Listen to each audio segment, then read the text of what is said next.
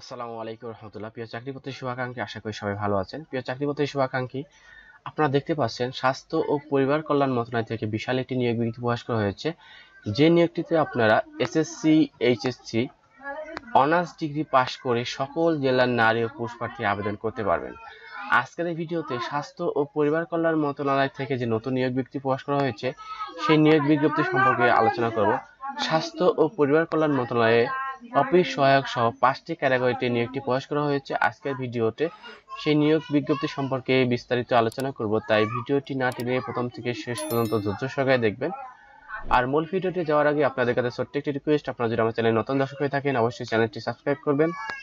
আপনারা যদি আমার চ্যানেলে নতুন দর্শক হয়ে থাকেন অবশ্যই চ্যানেলটি সাবস্ক্রাইব করবেন এবং পাশে থাকা bell icon all notification on করে রাখবেন, যাতে চাকরি বিষয়ক নতুন কোনো ভিডিও আপলোড করার সাথে সাথে সবার আগে দেখতে পারেন। আর যারা সাবস্ক্রাইব করে পাশে আছেন তাদেরকে জানাই অসংখ্য ধন্যবাদ। তাই বেশি কথা না বাড়িয়ে চলুন মূল বিষয়ে চলে যায়। তো প্রিয় চাকরি প্রত্যাশী শুভাকাঙ্ক্ষী, 1 নম্বর ক্যাটাগরিতে দেখতে পাচ্ছেন 60 মুদ্রাক্ষরিক কাম কম্পিউটার অপারেটর, যেখানে বেতন হবে 11,000 থেকে শুরু করে সর্বোচ্চ 26,590 টাকা।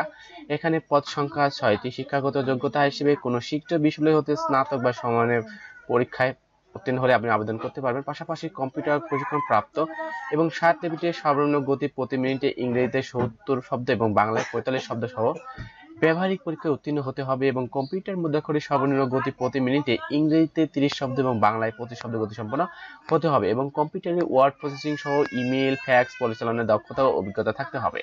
2 নম্বর ক্যাটাগরি দেখতে পাচ্ছি কম্পিউটার অপারেটর, যার গ্রেড 13, বেতন স্কেল 11,000 থেকে শুরু করে 26,590 টাকা। পদ সংখ্যা 3টি। শিক্ষাগত যোগ্যতা হিসেবে বিজ্ঞান বিভাগে স্নাতক বা সমমানের ডিগ্রি এবং পাশাপাশি কম্পিউটার মুদ্রাক্ষর প্রতি মিনিটে বাংলায় 25 এবং ইংরেজিতে 30 শব্দ গতি সহ সংশ্লিষ্ট বিষয়ে অ্যাপটিটিউড টেস্টে উত্তীর্ণ হতে হবে। 3 নম্বর ক্যাটাগরিতে দেখতে পাচ্ছি ক্যাশিয়ার, যার বেতন 10,200 থেকে শুরু করে সর্বোচ্চ 24,680 টাকা। পদ সংখ্যা 1টি। শিক্ষাগত যোগ্যতা হিসেবে শিক্ষিত বিশ্ববিদ্যালয় হতে বাণিজ্য বিভাগে স্নাতক ডিগ্রি এবং কম্পিউটার ওয়ার্ড প্রসেসিং সহ কম্পিউটার চালানোর দক্ষতা ও অভিজ্ঞতা থাকতে হবে। 4 নম্বর ক্যাটাগরিতে দেখতে পাচ্ছি অফিস সহকারী কাম কম্পিউটার মুদ্রাক্ষরিক, যার বেতন 9,300 থেকে শুরু করে 22,490 টাকা। পদ সংখ্যা 16টি। শিক্ষাগত যোগ্যতা হিসেবে কোনো শিক্ষিত বোর্ড হতে উচ্চ মাধ্যমিক সার্টিফিকেট বা সমানের পরীক্ষা উত্তীর্ণ, কম্পিউটার প্রশিক্ষণ প্রাপ্ত, কম্পিউটার মুদ্রাক্ষরিক প্রতি মিনিটে ইংরেজিতে 20 এবং বাংলায় 20 শব্দ গতি সম্পন্ন হতে হবে এবং পাশাপাশি কম্পিউটার ওয়ার্ড প্রসেসিং সহ ইমেল, ফ্যাক্স মেশিন চালানোর দক্ষতা থাকতে হবে। এবং 5 নম্বর ক্যাটাগরি দেখতে পাচ্ছি অফিস সহায়ক, যার বেতন হবে 8,250 থেকে শুরু করে 20,010 টাকা। এখানে পদ সংখ্যা 20টি। তো আপনারা অনেকেই চান যে অফিস সহায়ক পদে আবেদন করবেন। তো দেখতে পাচ্ছেন স্বাস্থ্য ও পরিবার কল্যাণ মন্ত্রণালয়ের নিয়োগটিতে অফিস সহায়ক পদে 20টি পদে লোক নেওয়া হবে। তো এখানে শিক্ষাগত যোগ্যতা হিসেবে মাধ্যমিক স্কুল সার্টিফিকেট বা সমানের পরীক্ষায় উত্তীর্ণ, অর্থাৎ এসএসসি, ভোকেশনাল, কারিগরি, মাদ্রাসা যে কোনো থেকে যদি আপনি এসএসসি ক্যাটাগরিতে পাশ করে থাকেন তাহলে অফিস সহায়ক পদে আবেদন করতে পারেন।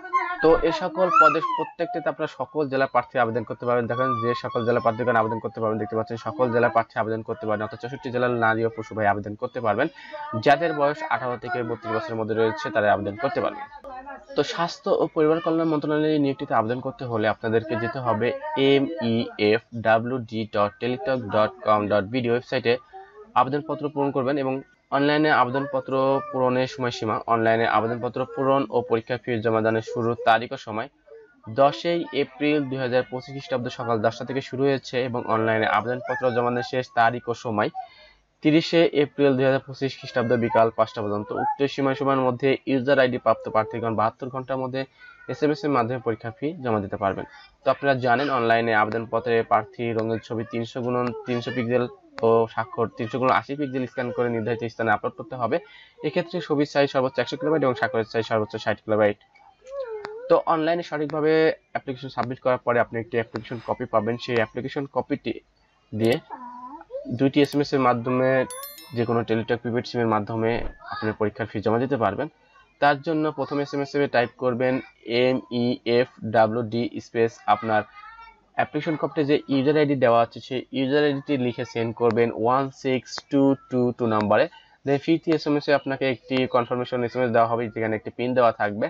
তো দ্বিতীয় এসএমএস আপনি টাইপ করবেন MEFWD স্পেস ইয়েস স্পেস আপনার এসএমএস এ আসা পিনটি লিখে সেন্ড করবেন 16222 নম্বরে এবং প্রবেশপত্র প্রাপ্তির বিষয়টি mefwd.teletalk.com.bd ওয়েবসাইটে অথবা স্বাস্থ্য, শিক্ষা ও পরিবার কল্যাণ মন্ত্রণালয়ের ওয়েবসাইটে www.mefwd.gov.bd এবং আপনার প্রার্থীর মোবাইল ফোনে SMS এর মাধ্যমে জানানো হবে।